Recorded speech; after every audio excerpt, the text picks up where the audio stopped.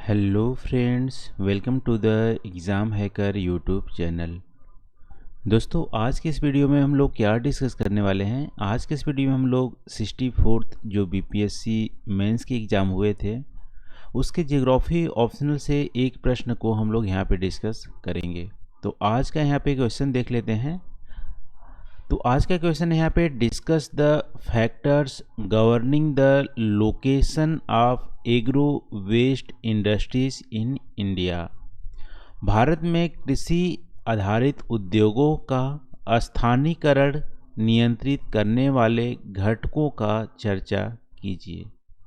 ठीक है, तो इस क्वेश्चन में आपसे पूछा है कि जो हमारे इंडिया में एग्रो वेस्ट इंडस्ट्रीज हैं उनकी लोकेशन, यानी कि मान लो पर्टिकुलर कोई भी इंडस्ट्रीज है वो कहाँ पे लोकेटेड होगी। ठीक है, उनका लोकेशन कहाँ पे होगा, उसके लिए कौन कौन से फैक्टर्स यहाँ पे गवर्न करती हैं और कौन कौन से फैक्टर्स डिसाइडिंग फैक्टर्स होते हैं जो कि एग्रो बेस्ड इंडस्ट्रीज की लोकेशन कहाँ पे होंगी वो डिसाइड करते हैं। ठीक है, उन डिसाइडिंग फैक्टर्स को यहाँ पे आपको मेंशन करने हैं। लेकिन ध्यान रखना, यहाँ पे एग्रो बेस्ड इंडस्ट्रीज़ की बात कर रहा है, यानी पर्टिकुलर एग्रो बेस्ड इंडस्ट्रीज की बात नहीं कर रहा है। यहाँ पे आपको जनरलाइज करके आपको लिखना है। ठीक है, तो सारा एग्रो बेस्ड इंडस्ट्रीज को ध्यान में रखते हुए एक जनरलाइज जो हमारी गवर्निंग फैक्टर्स होंगी उसको आपको लिखना है। और पर्टिकुलर यदि जो फैक्टर्स हैं उसमें आप लिख सकते हो कि ये हमारी इस पर्टिकुलर इंडस्ट्रीज़ के लिए ज़्यादा हमारी गवर्निंग फैक्टर्स होते हैं। ठीक है, तो आई होप यहाँ पे आपको क्वेश्चन में क्या लिखना है आपको समझ में आ गया होगा। तो जैसा कि दोस्तों हर आंसर के 3 पार्ट होते हैं, इंट्रोडक्शन, बॉडी और कंक्लूजन। तो इंट्रोडक्शन में यहाँ पे आप यहाँ पे क्लैरिटी दे सकते हो कि हमारी एग्रो बेस्ड इंडस्ट्रीज होते क्या हैं जनरली। ठीक है, और कौन कौन से होते हैं। तो एग्रो बेस्ड इंडस्ट्रीज ऐसे इंडस्ट्रीज होते हैं, मैन्युफैक्चरिंग यूनिट ही हैं, जो कि रॉ मटेरियल जो लेते हैं वो कहाँ से लेते हैं, एग्रीकल्चर से लेते हैं। रॉ मटेरियल, मान लो एक एग्रो बेस्ड हमारी एक तरह से सिस्टम है, तो रॉ मटेरियल जो इनपुट आएंगे वो हमारी एग्रीकल्चर से आएंगे। एग्रीकल्चर का बिल्कुल ये मतलब नहीं है कि सिर्फ हमारी क्रॉप से। ठीक है, एग्रीकल्चर का मतलब है क्रॉप और एनिमल के दोनों ही प्रोडक्ट। यहाँ पर ध्यान रखना है, एग्रीकल्चर में क्रॉप और एनिमल के दोनों ही प्रोडक्ट आते हैं। दोनों से ये इनपुट लेती है और प्रोसेस करके यहाँ पे कुछ आउटपुट देती है। इसको बोलते हैं एग्रो वेस्ट इंडस्ट्रीज। इंडिया में बात करोगे तो बहुत सारे एग्रो बेस्ड इंडस्ट्रीज हैं, लेकिन यहाँ पे कुछ महत्वपूर्ण जो हमारी इंडस्ट्रीज हैं वो है टेक्सटाइल इंडस्ट्रीज। टेक्सटाइल में आपको यहाँ पे कॉटन टेक्सटाइल भी आएंगी और इसके अलावा यहाँ पे जूट टेक्सटाइल भी आएंगी, सिल्क टेक्सटाइल आएंगी। ये हमारी टेक्सटाइल इंडस्ट्रीज के अंदर होंगी। शुगर इंडस्ट्रीज, डेयरी इंडस्ट्रीज जो हमारी एनिमल प्रोडक्ट से इनपुट लेता है। फूड प्रोसेसिंग इंडस्ट्रीज में जो हमारे की जैसे चिप बनाने की फैक्ट्रीज कुछ भी हैं।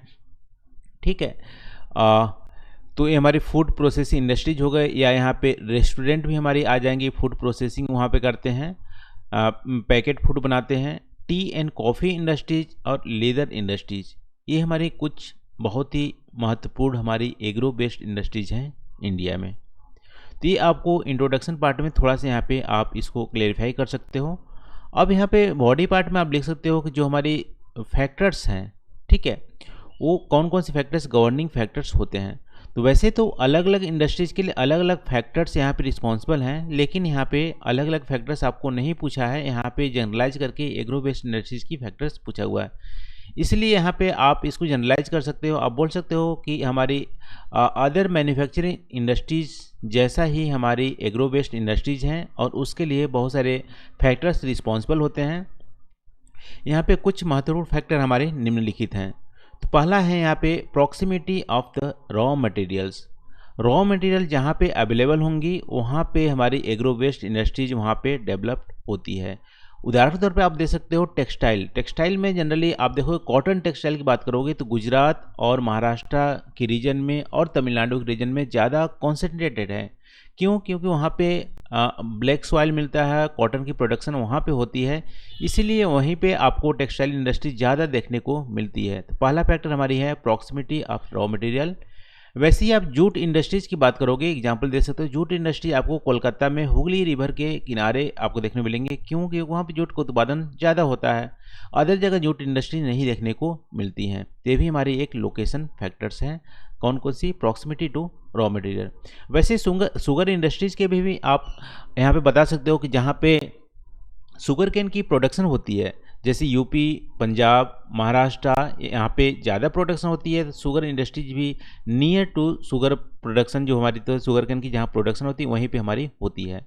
तो पहला बहुत ही महत्वपूर्ण हमारी जो फैक्टर्स होती हैं, proximity of the raw material, सबके लिए अप्लीकेबल होता है। डेयरी इंडस्ट्रीज हमारी वहाँ डेवलप होंगी जहाँ पे डेयरी की जो एनिमल की प्रोडक्ट ज़्यादा होंगी। लीदर इंडस्ट्रीज भी, टी कॉफ़ी इंडस्ट्रीज आपको सदर्न इंडिया में देखने को मिलेंगी। ये सब चीज़ें असम में देखने को मिलेंगे टी के लिए। तो प्रॉक्सिमिटी ऑफ रॉ मटेरियल ये बहुत ही महत्वपूर्ण हमारी एक फैक्टर्स है। दूसरा यहाँ पे है फेवरेबल क्लाइमेट। देखो क्लाइमेट कैसे करता है। मान लो कॉटन टेक्सटाइल इंडस्ट्रीज की बात करते हैं, तो कॉटन टेक्सटाइल इंडस्ट्रीज में क्या चाहिए होती है कि वहाँ पे जो ह्यूमिड क्लाइमेट चाहिए होती है। ह्यूमिड क्लाइमेट होंगे, जो भी हमारी धागे होंगे वो टूटते नहीं हैं, ठीक है। तो ह्यूमिड क्लाइमेट कहाँ पे मिलते हैं? गुजरात, महाराष्ट्र और तमिलनाडु के रीजन में नेचुरली मिलते हैं, ठीक है, नेचुरली मिलते हैं। इसलिए वहाँ पे एक तरह से फेवरेबल भी है कॉटन की इंडस्ट्री जो हमारी होती हैं वहाँ पे डेवलपमेंट के लिए। तो वैसे तो आर्टिफिशियल हम ह्यूमिड इन्वायरमेंट क्रिएट कर लेते हैं, लेकिन वो हमारी कॉस्ट ज़्यादा लगेंगी। तो जहाँ पे नेचुरली मिलती हैं वहाँ पे आपको जो हमारी इंडस्ट्रीज हैं वो जहाँ पे फेवरेबल क्लाइमेट होगा वहीं पे इंडस्ट्रीज हमारी डेवलप होंगी। जैसा कि हमारे कॉटन टेक्सटाइल इंडस्ट्रीज के लिए ह्यूमिड क्लाइमेट हमारा ज़रूरी होता है, ठीक है। तो ये भी हमारे एक फैक्टर्स हैं। दूसरा वाटर की अवेलेबिलिटी। देखो कुछ हमारे जो कुछ हमारी जो इंडस्ट्रीज हैं, जैसे जूट इंडस्ट्री में उसको प्रोसेस करने के लिए बहुत ज़्यादा वाटर की ज़रूरत पड़ता है, उसको सड़ाने के लिए, ठीक है। तो हुगली रिवर हमारी बहुत ज़्यादा वाटर अवेलेबल प्रोवाइड करता है, इसलिए हुगली रिवर के किनारे आपको जूट इंडस्ट्रीज वहाँ पे डेवलप होती हैं। तो वाटर की अवेलेबिलिटी भी हमारी एक फैक्टर है। फिर रिलायबल सप्लाई ऑफ इलेक्ट्रिसिटी। देखो इसको प्रोसेस करने के लिए, चाहे हमारी फूड प्रोसेस इंडस्ट्रीज हो या हमारी लेदर इंडस्ट्रीज हो या शुगर इंडस्ट्री हो या हमारी टेक्सटाइल इंडस्ट्री हो, सबके लिए अभी हमारी इलेक्ट्रिसिटी की ज़रूरत पड़ती है। अब ऐसे लोकेशन पर, आइसोलेशन लोकेशन पर आप इंडस्ट्री लगा नहीं सकते, भले ही से रॉ मटेरियल अवेलेबल हो, भले ही से क्लाइमेट कंडीशन अच्छी हो, लेकिन वहाँ पे इलेक्ट्रिसिटी अच्छी नहीं हो, रिलायबल नहीं हो, वहाँ पे 24 घंटे में मान लो 2 ही घंटे आ रहे हो, तो वहाँ पे लगाने से क्या फ़ायदा, ठीक है। बहुत ज़्यादा कॉस्ट हो जाएगा यदि आप डीजल से चला रहे हो तो रिलायबल सप्लाई ऑफ इलेक्ट्रिसिटी जहाँ पे होंगी, जैसे कि गुजरात रीजन में, तमिलनाडु रीजन में, महाराष्ट्र रीजन में, यहाँ पे वेस्टर्न घाट से हाइडल जो हमारी एनर्जी बहुत ही ज़्यादा चीपली सस्ते में मिलती है, इसलिए उसी के किनारे, वेस्टर्न घाट के किनारे आप देखोगे तो ज़्यादातर हमारी इंडस्ट्रीज, एग्रो बेस्ड इंडस्ट्री वहाँ पे लगी हुई हैं। तो रिलायबल सप्लाई ऑफ इलेक्ट्रिसिटी ये ज़रूरी है। चीप लेबर भी ज़रूरी है। जैसे कि कॉटन टेक्सटाइल इंडस्ट्री की बात करोगे तो वहाँ पे सेमी स्किल्ड लेबर की ज़रूरत पड़ती है। और ट्रेडिशनली तमिलनाडु, महाराष्ट्र, गुजरात, यहाँ पे पहले से ही हमारी बोल सकते हो स्किल अवेलेबल थी कॉटन टेक्सटाइल की। और उसके बाद जब पावर से चलने लगी मशीनरी तो वो हमारा हेल्पफुल आ गया, ठीक है। तो चीप लेबर ऑफ सप्लाई ये भी हमारी अवेलेबिलिटी होती है। फिर मार्केट एंड पोर्ट एक्सेसिबिलिटी। मान लो आपको एक्सपोर्ट करना है तो नियर पोर्ट ये ज़्यादा इंडस्ट्रीज डेवलप होती हैं।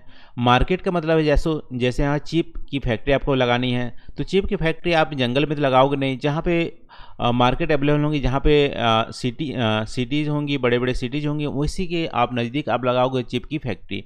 तो मार्केट एंड पोर्ट की एक्सेसिबिलिटी यहाँ पे ये भी हमारी एक फैक्टर्स हैं।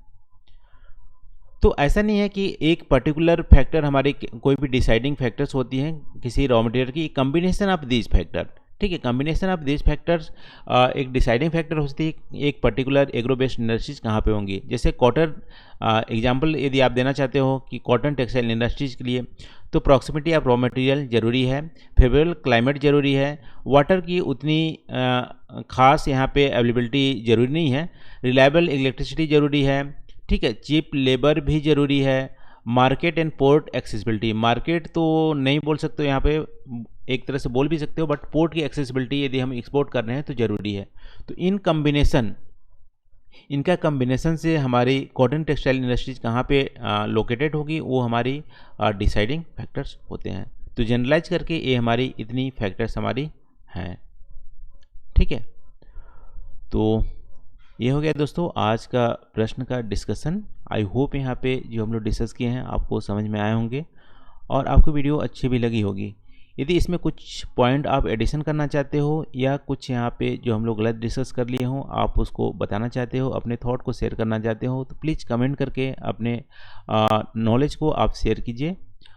और आज के लिए बस इतना ही। Thank you for watching. मिलते हैं अगले वीडियो में नए टॉपिक के साथ। Thank you.